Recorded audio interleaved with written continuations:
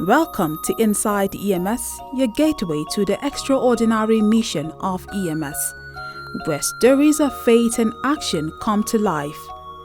From bustling cities to the most remote villages, join us as we journey alongside our dedicated missionaries, witnessing the transformative power of their work.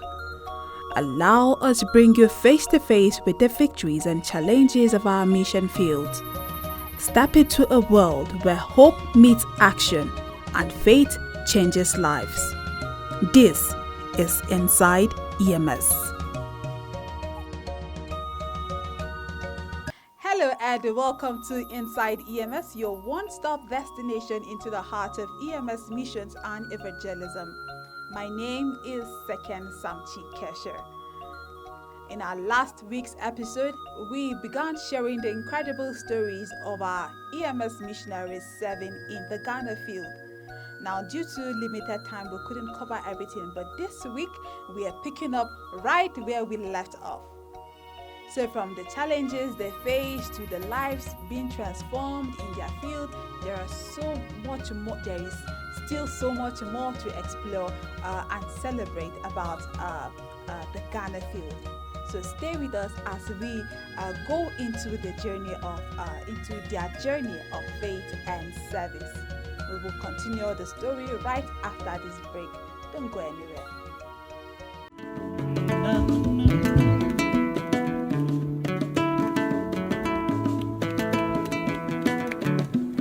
You have called me. The harvest is ready and the nations are calling. On Sunday, the 6th of October 2024, all ECWA congregations worldwide will unite in a time of fellowship for the EMS of ECWA's second Mission Sunday. It's a moment where we come together to pray for EMS missions and support the great work of evangelism. Your prayers, your donations, your support will impact lives across the nations. Together, let's answer the call and advance God's kingdom. EMS of ECWA, go in faith, prayer, and action. So I would still ask you this question. I know that most of the times, women are usually have a way of holding firm. Like if women are in a place, you know that most of the challenges you have is being sorted in some kind of way, just like the way they say the woman is like the backbone of the house and the support system and all that. The women, how receptive were they? Quite receptive. In fact, I think we got more cooperation from the women than the men. Yes, our very first member, in fact most of them, it is the wives that usually first our members, then they try to pull their husbands. Yes, the men are a bit more recalcitrant, but the women were actually more supportive. We had a lot of friendships and we developed relationships with the women. Yeah, we even started the women group, just a few of us, and it has really been for women. Really, I thank God. I got a good number of support from them. Okay, so are there any experiences like any other thing you want to share with the okay, and as at the time you left, how was the church? All right, just to add a little on strategy, one strategy that was quite helpful too was a model by the Great Commission movement, which one of our missionaries from Nigeria who was serving in Ghana with Great Commission introduced us to. It's a one-on-one preaching, but they call it pray, care, and share. Okay. So it's a model where you don't preach to people, you just visit them and pray. Just visit them and pray. So you show care eventually, and then at the end you share the word of the Lord. So that model has been quite helpful. We just go out and just ask people about their needs and we pray. So that has helped people to also give attention to the gospel. Because when you start with the sharing, many are suspicious. because of what I mentioned earlier. They will just think that these hungry people are here again to come and carry our money, or this plateau, I beg your pardon, Nigerian fraudulence, or fraudsters are here to come and carry our money. So that model, we found out that it was quite helpful, very, very helpful. And we've shared this with people around too. So just caring for people, it has a way of having a very strong impact. So just to add on that. And then additionally concerning women, generally how God has made women, they are not too suspicious as men are. So actually we have more members that are women, even though it's a global phenomenon, so to say. But for us there, it has been a very helpful situation. That the women, at least I can remember 2 families where the women are the ones that pull the men to the church, because they are more open. The men remain suspicious, this particular man, very suspicious of anything pastor, anything church. So he told us for 5 years he has never been to church. And by the grace of God, through his wife who became our member, he began to come to church. So we thank God for that.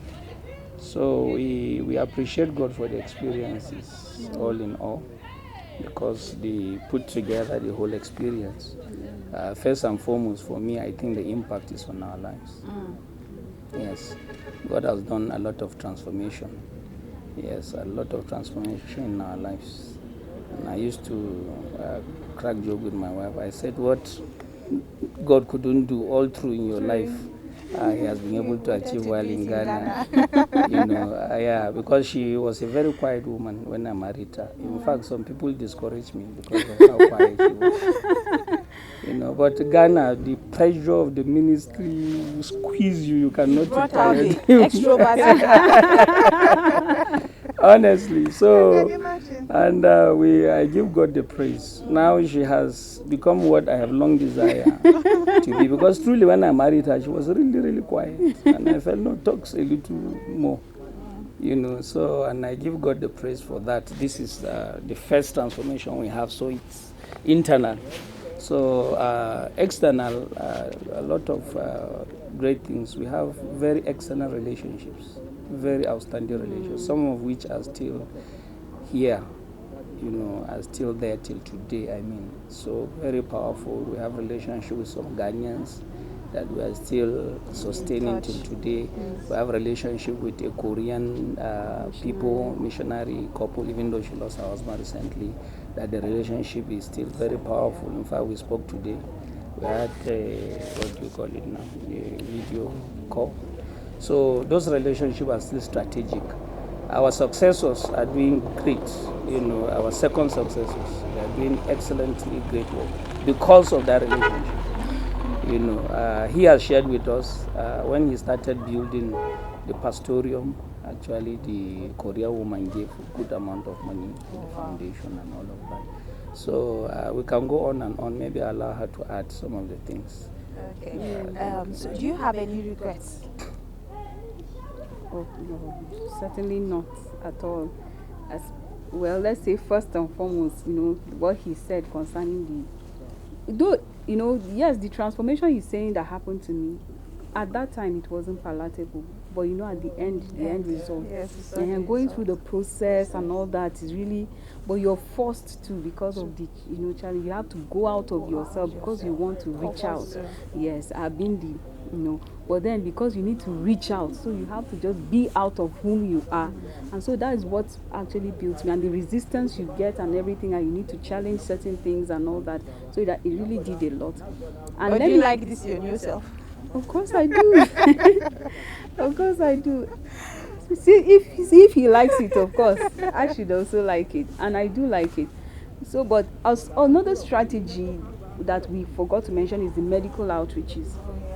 One thing about them, like he said, if they sense that you're here because you want money, you want to draw them so that the next you start asking for tithes, sowing seed and all that, they will not.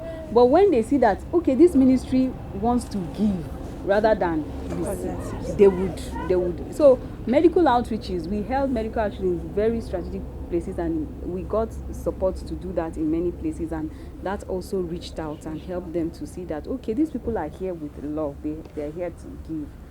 And so it was one strategy that really helped us. So, well, just like he said, really the relationships, the partnerships, we still have sustained partnerships with certain people and ministries in Ghana that till today. And we still have, I think, almost every, but for COVID, we always, have this partnership with some ministries that we have established relationships with. So it has been one of those very, positive changes that has happened. Yes, so let me just ask you, if you mentioned cultural shock. Can you tell us one of those cultural shocks? Ghana, though an African country, but I know that we speak different languages, and there are things that they probably do that you might find very strange. What are some of those things that you had to struggle before adjusting? Language. Though it's an English, like official language English, but if you can't speak they have this official lingua franca called Twi. If you can't relate, at least speak the normal, very common language, you would not get acceptance. Though it's an English officially, even in their cities, you must at least be able to say something in Twi. So that was one of the challenges we got. So we were forced to learn these languages so that we can relate well with them. So just not though you are, and then they know our accent, Nigerian accent. So the moment they hear your accent, they know this is Nigerian. So, but though it's a Nigerian accent, but they hear you now speak their language, there's a way it just gives them some form of, okay, what do you have to say? So I think this is one of the culture shocks we faced. Yes, very surprising. When I was bid for, rather we were bid to leave the country for cross-border work, we are asked, where likely do you want? We say, wherever God is leading the leadership. So, but one thing I have is the fact that I don't easily learn new languages. I'm not very good at that, and unfortunately my wife were at the same platform on that. So I said that, so based on that, they say, okay, we'll not take you to Francophone country, we'll take you to an English speaking. But when we went, it's like it would have been better for us to even be because she knows a little French. So it's like she would have even been. So we thought that, okay, English. So once we go, but it's not so with Ghana. Right inside the capital city, Twi is more spoken than the usual English language. But once you greet them with an English language, they know you are a stranger. Yes, so that was serious. The second one that also was quite shocking is when you visit somebody in his house, don't attempt to enter the room, because when you do, that's very offensive. Yes, they will deliberately stop you. You can be very close friends, but once you want to just reach that, in Nigeria, it's a common thing. You visit people, you enter, and you don't do that in Ghana. Oh, wow. We can count the number of houses, even after so many years, that we have entered right into their sitting room. So most cases, they will bring chair for you, and you sit outside and have your gist. So generally, they are suspicious people. Of course, their own way of self-protection. Yes, more so that they have had a lot of experiences with Nigerians. Some of those who went there for fraudulent reasons. Yeah. So that is another very powerful culture shock. Let me use the word powerful. Another one is Christmas time. We were here, we're used to Easter time, go and share food with your neighbors and all that. I remember the first Christmas, I thought, okay, let me do that with my neighbors, but they're not interested. What are you doing? What's this one for? So that's not their thing. They don't. So it was one of the things that was a bit shocking for us. So one strategy also was student ministry. We started this EQUA student ministry, annual gathering, where we just invite Nigerian students that are because a lot of Nigerian students are in Ghana. So we just reach out to maybe one key person or two from the institutions and just ask them to just help us mobilize EQUA students. We invite them to our house, or we invite them to the beach or one of those places, and we organize maybe an annual workshop or something like that, encouraging them to help and be an agent of evangelism in their. So that was one strategy that we used, and from there we actually sustained and got some that were consistently like coming all the way to the church as our members. So that has helped us, and that was very, very interesting for us because we're coming from Bingham, being a university. We had been working with students before we were called into the mission field. So doing this with students was also like a normal thing. So I think that also was one strategy that we used. I don't know whether. Okay.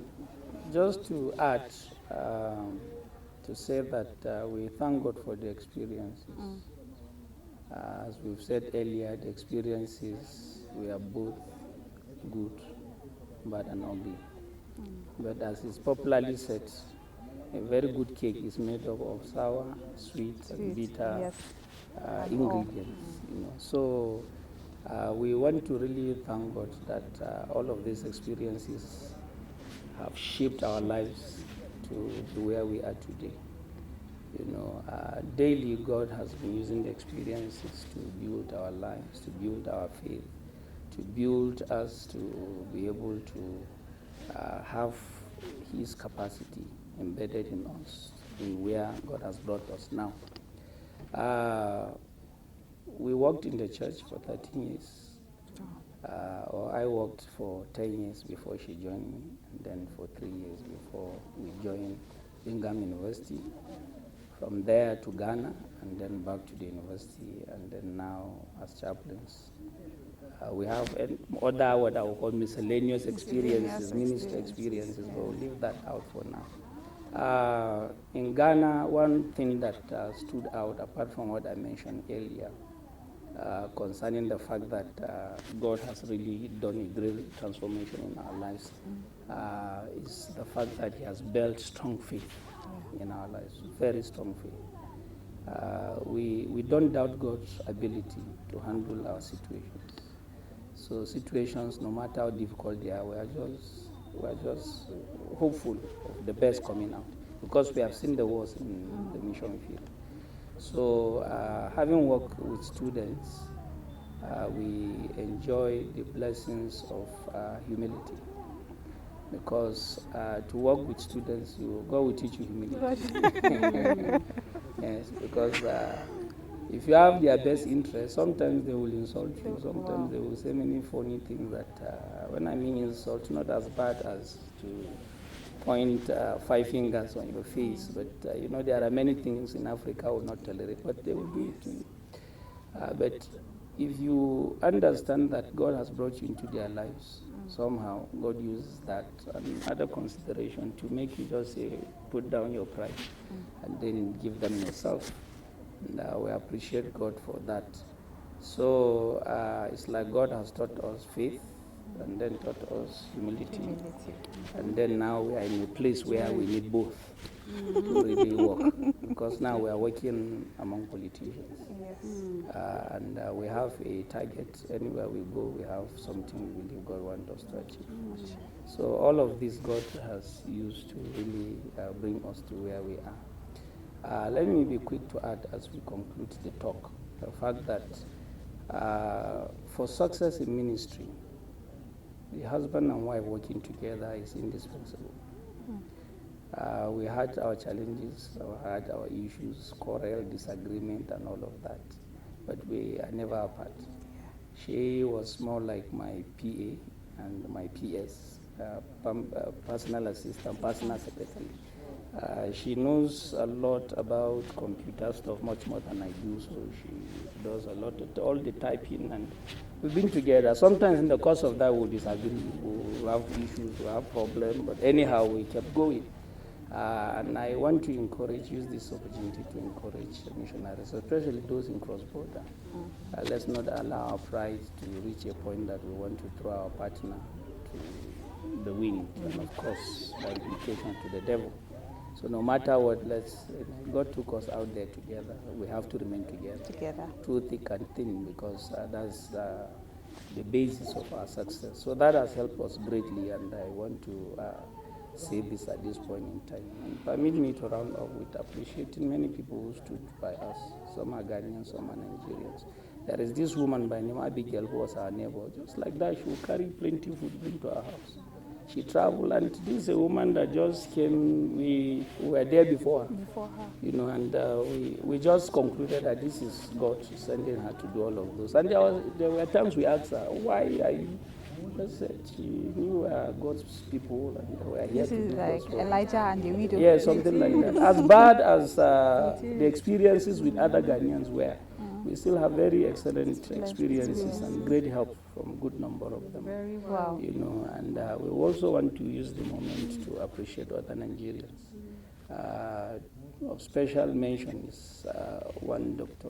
Nglama, who was our landlord. When we had issues with our place, he gave us a place, got blessing with. We stayed there for 3 years without paying a dime. EMS didn't pay a dime. You know, unfortunately, he died shortly after he came back to the country. So, but we really want to use this time to thank him and his family for great things he has done. Other people like Elder Eunice Dasat, Brother Apollos Jabo, have done great things in the field to really support our work. We have Macmillan, who was our secretary. He did excellently well. And Pastor Job, God has used him greatly, you know, to support what we did there. So, and many others, time will not leave us to mention. I want to say the work of mission is a good experience because the best will come out of your life. Absolutely. Thank you very much. Thank you so much for your time. Thank you for sharing your experience with us and for talking to us on Inside EMS. I know that your story is going to inspire a lot of people, not just the cross-border missionaries, but also the home mission missionaries and all that. Thank you so much. So thank you very much.